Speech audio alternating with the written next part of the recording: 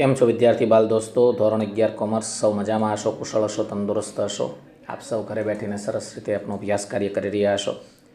છેલ્લે આપ જાણો છો કે આપણે 11 કોમર્સ વાણિજ્ય વ્યવસ્થા અને સંચાલન વિષયમાં અન્ય બધી સંસ્થાઓ કે જે લોન આપીને કંપનીને હેલ્પરૂપ થતી હોય એની વિશે વિગતે માહિતી મેળવી.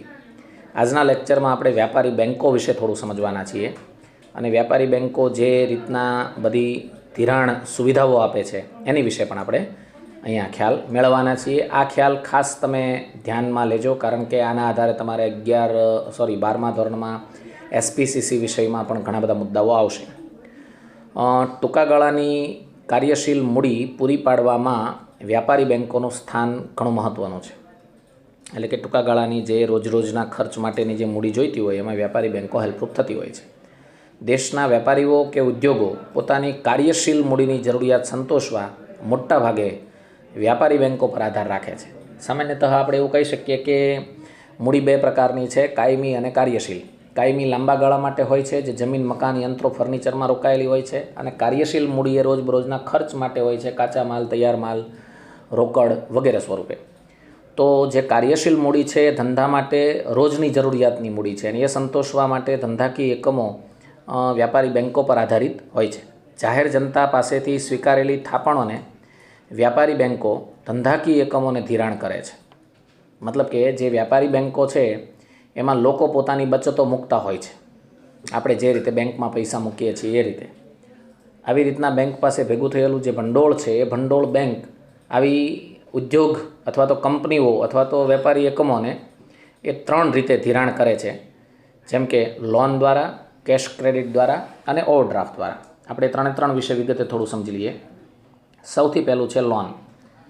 તો વ્યાપારી બેન્કો લોન દ્વારા ધંધાકીય સંસ્થાઓને ધિરાણ આપે છે, જે બેંકના નીતિ નિયમો અનુસાર હોય છે. દરેક બેંકના નીતિ નિયમો એ બાબતે અલગ અલગ હોય, તો એ પ્રમાણે એ ધિરાણ કરે છે, લોન આપે છે.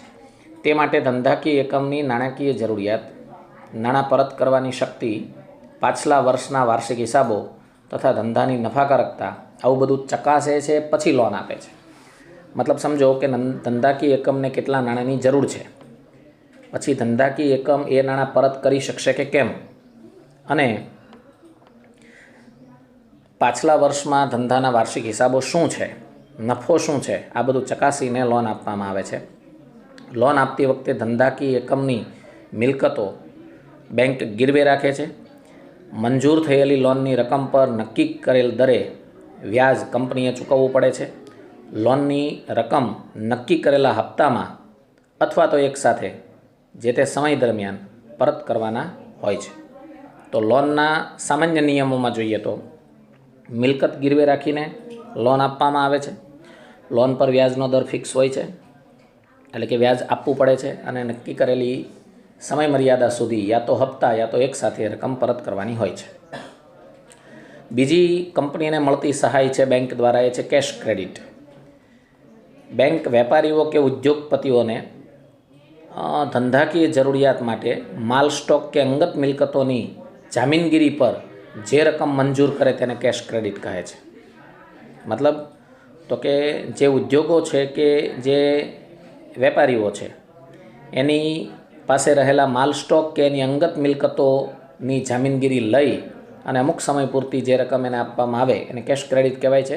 ધંધાદારી એકમ જેટલા પ્રમાણમાં જેટલા સમય માટે આ નાણાંનો ઉપયોગ કરે એટલા પ્રમાણમાં નક્કી કરેલ દરે ધંધાકીય એકમે વ્યાજ ચૂકવવું પડે છે. તો આ કેશ ક્રેડિટ છે જે બધાને મળતી નથી. પછીનો મુદ્દો છે ઓવરડ્રાફ્ટ. બેંક વેપારી કે ધંધાદારી સંસ્થાના ચાલુ ખાતામાં જે સિલક હોય એના કરતાં નક્કી કરેલ મર્યાદામાં વધુ રકમ ઉપાડવાની સવલત અપાય છે, જે બેંક ઓવરડ્રાફ્ટ છે. સામાન્ય શબ્દોમાં સમજાવીએ તો સમજો કે કોઈ બેંકમાં ચાલુ ખાતું કોઈ ધંધાનું છે અને એ ચાલુ ખાતામાં લેવડ દેવડ થતાં સામાન્ય રીતે 10 લાખ સિલક પડી રહેતી હોય છે.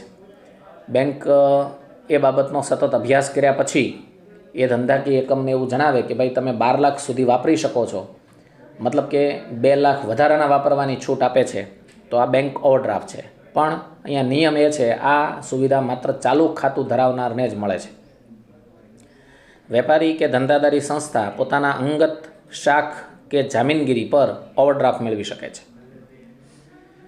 ધંધાદારી એકમે જેટલા પ્રમાણમાં જેટલા સમય માટે આ નાણાંનો ઉપયોગ કર્યો હોય એટલા પ્રમાણમાં નક્કી કરેલ દરે વ્યાજ ચૂકવવું પડે છે. મતલબ કે બેંક દ્વારા જે કાંઈ વ્યાજનો દર નક્કી થયો હોય એ જે તે સમય મર્યાદા સુધી એને ચૂકવવાનો થતો હોય છે. હવે છે વેપારી શાખ વિશેની માહિતી. એને ટ્રેડ ક્રેડિટ કહેવામાં આવે છે, અથવા તો ધંધાના લેણદારો. ધંધાકીય એકમોને કાચા માલની, તૈયાર માલની કે અન્ય સાધન સામગ્રીની જરૂર હોય આવા સંજોગોમાં ઉત્પાદકો કે વેપારીઓ પાસેથી અમુક રકમ ઉધાર પર ખરીદીને કાર્યશીલ મૂડી ઊભી રાખવામાં આવે છે. મતલબ કે રૂપિયા ચૂકવવાના નથી અને માલ મળી જાય છે. આમ ધંધાના લેણદારો સીધી રીતે મૂડી આપતા નથી, પરંતુ માલ કે સેવા ઉધાર પર આપીને પરોક્ષ રીતે મૂડીની જરૂરિયાત સંતોષે છે. તો આ પણ એક પ્રાપ્તિ સ્થાન થયું. આ ઉપરાંત આંતર કંપની થાપણો, ઇન્ટર કોર્પોરેટ ડિપોઝિટ્સ. સામાન્ય રીતે એક કંપની જ્યારે બીજી કંપનીને મૂડીની જરૂરિયાત હોય ત્યારે થાપણ સ્વરૂપે જે રકમ આપે તેને આંતર કંપની થાપણ કહેવાય. મોટા ભાગે આવા વ્યવહારો શાસક કંપની અને ગૌણ કંપની વચ્ચે એક જૂથ દ્વારા સંચાલિત જુદી જુદી કંપની વચ્ચે ઉદ્ભવે છે. વ્યાજનો દર અને મુદત કરાર દ્વારા નક્કી થયેલો હોય છે. અન્ય પ્રાપ્તિ સ્થાનો કરતાં આમાં સરળતાથી ધિરાણ મળે છે. શોર્ટ એન્ડ સ્વીટ, અહીંયા એક કંપની બીજી કંપનીને મૂડીની જરૂરિયાત પ્રમાણે મદદરૂપ થાય છે અને એના ઉપર તે નક્કી કરેલા વ્યાજનો દર પણ વસૂલે છે. મુદત પણ કરાર દ્વારા નક્કી થયો એ પ્રમાણે રાખવામાં આવે છે. તો આંતરિક થાપણો એટલે કે આંતર કંપની થાપણોની વાત થઈ.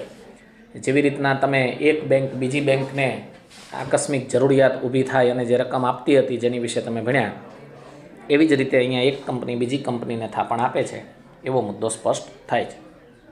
તો આટલા મુદ્દાઓ સાથે આજનો લેક્ચર પૂરો કરીએ છીએ. નેક્સ્ટ લેક્ચરમાં જે તફાવતી મુદ્દો છે એ આપણે સમજીશું અને આ પાઠને પૂર્ણ કરીશું.